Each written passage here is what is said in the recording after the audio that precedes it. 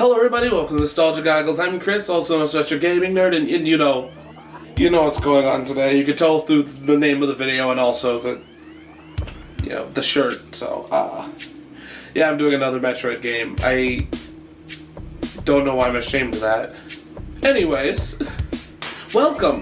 Today we're going to be talking about Metroid Prime, both of these. Initially I was going to review this game, and then this one came out to my surprise, even though I kind of knew that this one was coming out, so that that's why I was reviewing this one.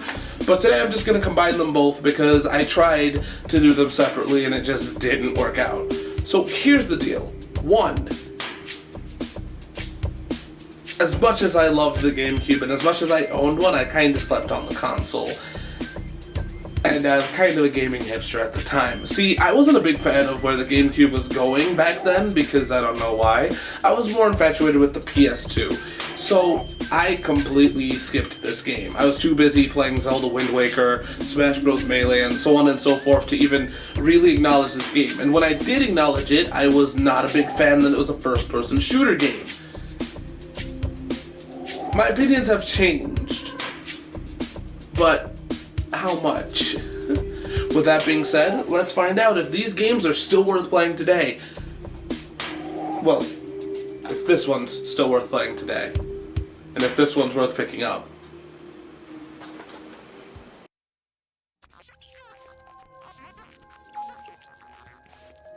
The story of Metroid Prime is that Samus gets a distress call from a space pirate ship that is, or has, a strange energy on it. And so Samus investigates it, fights a boss, and finds out that Ridley is on this ship. Ridley takes off from the ship while it's exploding, and Samus follows suit because it's on site with their relationship. The thing that's interesting about this game is that there is more to it than that. Like, every time I talk about a story, it gets deeper than that. But really, the thing you need to know is that space pirates are on this planet, which is also a Chozo planet. Samus is also on the planet, chasing Ridley, who is also on the planet. And that's really all you need to know.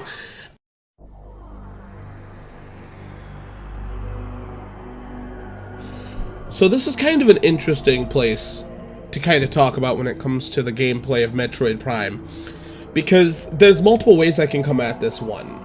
Such as, it's Metroid put in 3D, but I can't just say that because it's a little deeper than that. Metroid Prime is a first-person shooter game with Metroid sensibilities. It is another evolution of Metroid. Instead of it just being a 2D game, it is now in complete 3D. And that's awesome, but also terrifying to newcomers. Especially me at the time. I think that's the thing that scared me the most, is that I could not wrap my head around putting Metroid in a 3D space and then putting it in to first person. And I still can't really explain it that well, but I can try. Because the last time Nintendo did a 3D video game or a conversion was Mario 64 and Zelda, which I'm definitely going to talk more about Zelda Ocarina of Time because that's literally the review that accompanies this one.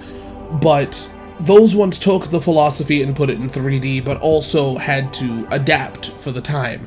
Because, see, these are games that never existed in 3D, obviously. So with Mario, instead of them just going in and having it be one hit and kill, instead they understood that it's going to definitely be hard to control a Mario in a 3D space, so they gave you lives, or they gave you a health counter. Instead of just dying when you get one hit, it allows you to recover and kind of learn and become better. It's not like Mario, as of the time, couldn't exist in 3D. I just assume that what Nintendo did is they looked at what they had and said, we cannot have it be just the same game. We need to go above and beyond if we're going into 3D. Zelda does the same, but like I said, that video is coming out to accompany this one really soon. Now, this is ballsy for the game, but it does provide you with the tools you need. Like I said about Ocarina of Time and Super Mario 64, it completely understands the limitations that it's working with. Now, these limitations do not really exist in the remastered version. I had absolutely no issues with the remastered version, because it literally doesn't have the same issues that the GameCube version does. And the GameCube version does definitely have issues, one of them being that it only uses one stick to walk and aim, But even then, that's not that big of an issue because, like I said, it gives you the tools, such as a lock-on, and then the other trigger allows you to aim freely. I mean, it keeps you in place, but once again, it still allows you to aim freely, so if you kind of have to question your jumps, which happens a lot in this game, you can at least check it out. I feel like this game isn't 100% perfect, no video game is, but putting Metroid in not only 3D, but in the first-person place, yeah, this is as perfect as it's gonna get for the first attempt. I'm actually surprised on how well it turned out for a first attempt.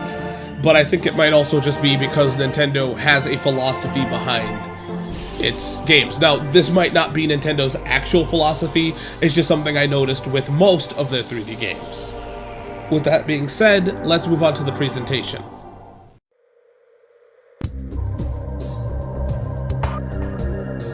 So the presentation for this game is outstanding, especially since, like I said prior, this is the first attempt, not only putting Metroid in 3D, but putting it in first person, and I absolutely love that. Some of the best things about this game is that it's in first person, because you actually feel like you're in the driver's seat, and they feel like they account for it being in first person, especially the remaster. But a lot of cool things happen, mainly that when you have an X-ray visor, you can see Samus's hands. Why is that important? Well, because to use the blasts, her hands have to be in a certain configuration, and you can see that. That's cool. They didn't have to do that. I would have never noticed.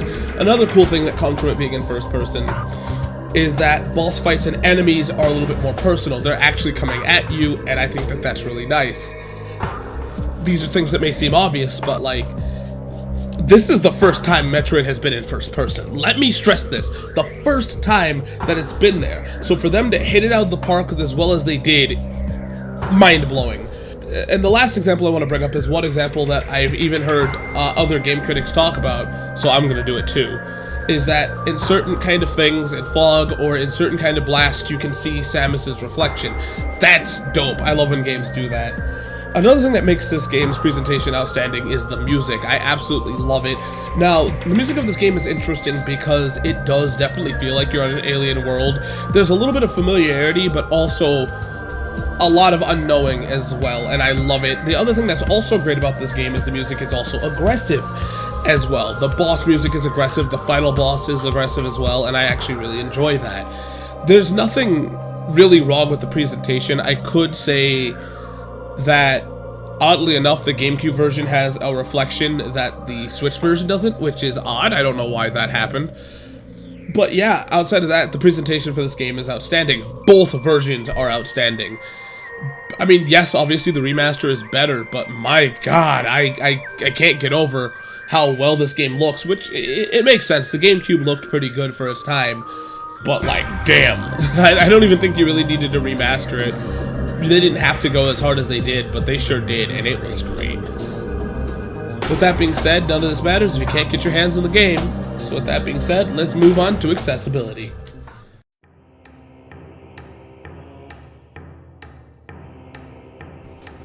So there have been multiple ways to play Metroid Prime, through the GameCube, the Wii, and now the Nintendo Switch. The GameCube has multiple different versions, but you're going to pay about 30 to like 50 bucks for the game. The Nintendo Wii version for the disc alone, which is the Metroid Prime Trilogy, the disc will cost you about 80 bucks, but on minimum the game will set you back 100 for the box and all that jazz. It's kind of hard to get your hands on this one. And I mean, to be fair here, the price kind of makes sense too, because we're talking about 3 games instead of just 1, and the most recent one for the Nintendo Switch is released digitally and physically for about 40 bucks. There was a time, back when this video was originally supposed to come out, where the game got scalped, but it seems to be in stores and it doesn't seem to have an issue right now to get it physically, but at the time there was. If I had to recommend the one that I think would be the best to play, it's obviously got to be the Switch version, only because, you know, it's here. It's the most accessible right now. Nothing wrong with the other ones. If I could honestly say though, I think the Trilogy is the best way to play it, because not only does it have better controls than the GameCube one, it also has all 3 games. I kind of wish that the remaster would have been the Trilogy, but hey, beggars can't be choosers. With that being said, let's move on to the goods and the bads. So one of the good things about this game is pretty obvious. It did a really good job translating Metroid into a not only 3D but a first-person space. The controls are also absolutely great. I absolutely just love this game in general. I kind of feel bad that I didn't give it a try back in the day because it was a first-person shooter, but it's a very fun first-person shooter that embodies everything that Metroid is, and I think that that's awesome. Another great thing is it's really cool to see 3D enemies or enemies translated or put into this kind of setting. They aren't 100% one-to-one what I expect some of them to look like, but that's kind of what happens when a whole new development team works on it. And last but not least, I love how the Nintendo philosophy is here. I'd say Nintendo philosophy, but this game wasn't 100% made by Nintendo.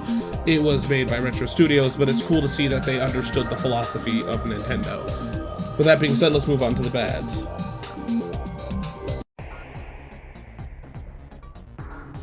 I feel like, if I can be honest with you, the bads from this game are very minimal, and it's exclusive to one version, and that is the Nintendo GameCube. I feel like it's not even that bad, I just feel like the controls aren't 100% there in the GameCube version. And to be fair here, that's fixed thanks to the Switch and even the Wii version. But I think that one of the biggest issues that I have is being able to look around. I've said this before in the video, and if not, then wow, I recorded these at separate times, so forgive me. I don't remember 100% what I said, but I do know for sure that that's a pretty big issue with me. It might be a control issue, but I still feel like not being able to have a free look is kind of odd, especially going back to it today, because I'm so used to the modern day first-person shooter. But it really doesn't ruin the game's experience. It is something that I do feel like is to be brought up, is that the GameCube version does feel very limiting at the end of the day, because of how well done the remasters are. From the Wii, which I haven't played the Wii one, to now, it's very interesting to see the minor changes that they put into it, and I feel like the new one is so modern that it kind of makes me feel like there's almost no reason to play the GameCube one. Another bad is I feel like if you're into Metroid, this is definitely your game, and if you're fine with sticking with it, it's good. But I feel like one of the bigger issues is the fact that it is a Metroid game, and Metroid games are already kind of confusing because of the backtracking that you have to put. Now putting that in first person is kind of confusing, especially since a lot of the areas, they don't look the same, but they look close enough where you could be easily lost. Because like the biomes are big enough to be lost in. For instance, you know, the grass one has differences, but you're not going to 100% know where you are. I think that you'll eventually get used to it, and it's something that just has to be felt out, but I do think with every Metroid game, I feel like there's a fair warning of saying, yeah, there's a possibility of getting confused, and I feel like in this one it's higher than ever. It really doesn't matter, because, you know, the game does solve this problem by letting you know where to go, by giving you a heads-up map, you know, display of where to go, but I feel like it will cause some confusion, especially in the latter half when you need to find artifacts and those aren't marked. So, good luck out there. With that being said, let's move on to the final thoughts. So despite me being blatantly wrong about the GameCube back in the day, which I will admit me being wrong, I actually think that I absolutely love this game. I love Metroid Prime. Now, unfortunately, I have not sat through Metroid Prime 2 or really many of them, but I do think that I love this franchise and I'd love to go back to it. Now, let's talk about the elephant in the room here, right? I feel like this version, although it is a great game, doesn't really hold up that well. There's a lot about it that I love, but just a little restricted. On the other hand, this one fixes all the problems. And with that being said, I think that if you're going to play this amazing game, this is the one to go with. It's kind of hard for me to say that because I do love original Prime. I just feel like it's super nitpicky, but if we're going to be honest, one, I feel like the price is kind of one of the reasons why you should go with the Switch version, and two, it just improves upon the game itself so much so that I feel like it's just better to go there. So, with that being said, what is your favorite Metroid game? I don't remember the questions that I asked, so I'm just going to wing that one. Mine is actually, I think, it's a weird tie between Metroid Dread and Super Metroid, because I absolutely love Dread, but I am tied nostalgically to Super Metroid. So with that being said, I'll see you guys next time on Nostalgia Goggles. Bye!